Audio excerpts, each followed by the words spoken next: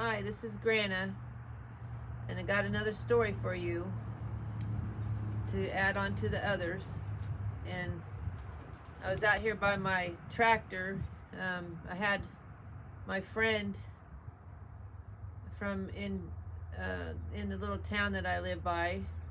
Her and her son came out the day before yesterday, and they helped me to do my oil change and filter change, and then they helped me clean the filter, and they helped me replace a screw that I didn't know was missing. And I'm so happy because the tractor or the mower is all ready to go. And so I just wanted to come out here to remind me that I wanted to tell you.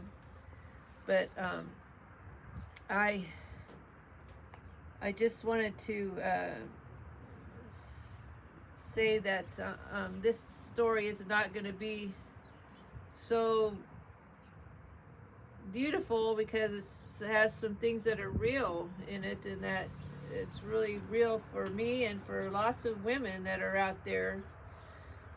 Some people don't even know what their problem is, and I'm just learning now, so but after the stroke, and I was released from the hospital to go home with my third son in charge of me. But he wasn't here that long, just a couple days. And there was a test for me to see who I could gather to help me, because there's nothing like when you're sick, you really figure out, oh, I should have made more close friends or something, because I just have acquaintances, but the test was a test of the nurse in me too, and the biggest test of my life, and how I could care for myself, and how merciful I could be toward myself. Oh Lord. Things I had to sort out, in addition to the stroke recovery and disabilities that I had before, included things like a prolapsed uterus, a cystocele, a rectocele, kidney stones, constipation, urinary frequency, and all of it was related to symptoms of threatening related to the hormonal changes of menopause, because I had menopause right when I had the stroke.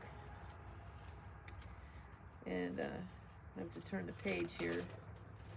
My third son, couldn't take care of me longer than a couple days, but his need to leave me alone here was a blessing as I see it. I couldn't have him here under the circumstances anyway. Unfortunately, my second son and the fourth son had their jobs and other business to do, so I just called them and they called me. And they had given money to the third son, thinking that I was cared for, but things happen, you know how they go. My first son was unavailable also, but he called once. And they all live quite a distance from me. And so I have raised them to be self-sufficient and independent, so a person can only spread themselves so far. My neighbor overheard my third son leaving, I imagine, because she was at the door following his departure. I gathered myself with composure to tell her everything is just fine here, and even though I'd have to sort that out after the brief chat we had at the door. I still don't know how I managed to everything exactly, but stumbling in my words. And I had a diagnosis of expressive aphasia, and it's still affecting me now, but I'm getting better. And being half blind, because I didn't have the cataract surgery yet, but I'll do my best to tell the story. I had a male acquaintance who lived down the street, or down the road, and a female acquaintance that lived farther down the other road, whom I relied upon initially, and then I relied on my daughter-in-law and my son down south. Initially during this time, but first I had terrible constipation to deal with. I had menopause at the time of my stroke, like I said, and when the female hits menopause, plus she has taken in way too much sugar and carbs that turn into sugar, she'll have increased trouble with the muscles of her pelvis, which is that what I mentioned, this is what happened, I discovered. My whole pelvic floor was following gravity. I had trouble with my bowels for going on 20 years. I'd had 4 sons ranging from 8.3 pounds to 10.5 and 3/4 pounds, and over the years. And I had the last son, I had a C-section, and I had abdominal incisions on both sides of my hips, and for when they went in and they took out bone so I could have bone grafts put on my femur. And then I had them in my back too, because so both sides of my back are cut into, and so I got the scars to prove everything, that it doesn't do you any good when menopause comes if you don't have a strong core. And so, unfortunately, every time I brought the complaint to my healthcare provider, they just tell me to eat more fiber, drink more water, and take this laxative. I now know that I've had a rectocele all this time, which has caused me agonies over the years. But now it's much worse because all my gut organs were falling from the original way they were intended.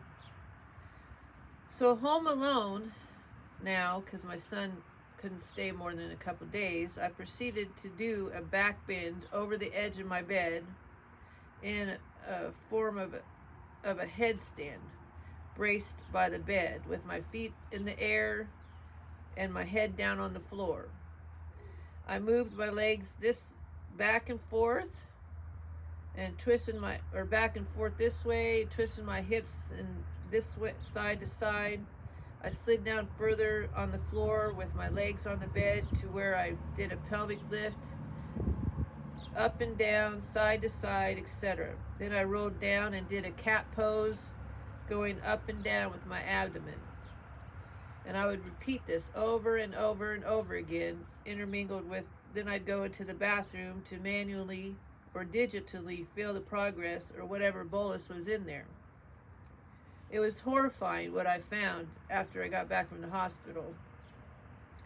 If I hadn't have worked as a nurse for so many years in long-term care, I suppose I wouldn't have even been curious enough to get the boluses out myself.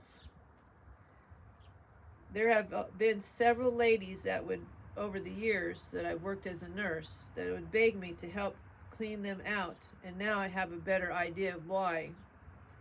There was something dead in there, I thought, which the hospital wasn't concerned as they used to be. I mean, when I was a young nurse, the first things that doctors would expect is whether or not the bowels were functioning. Here I was discharged without a statement of having a bowel movement. That's okay though, because they wouldn't even listen to my problem, I learned over the years. While I was doing my new routine to shake up my bowels and get some movement, and I also discovered that my uterus no longer was way up in me. No, it was hanging outside my body a ways, flopping and loose. And no wonder my bladder wasn't working right with all that pelvic pressure. I cried and cried. I asked God, why? But I knew I'd have to get up and do something. That's the way it is. You want to be well? Pick up your mat and walk. I remember that from the Bible. But anyway, that's again my short story to add on to my other stories. Hopefully someday I can make a book out of it, but I don't know. But I'm just trying right now, and it's kind of chilly out, but I wanted to come out here and record this, and I hope that you've had a great day, and I hope that you will do something to make yourself healthy and happy, and that you'll come back again and see me next time. Thank you. Bye-bye.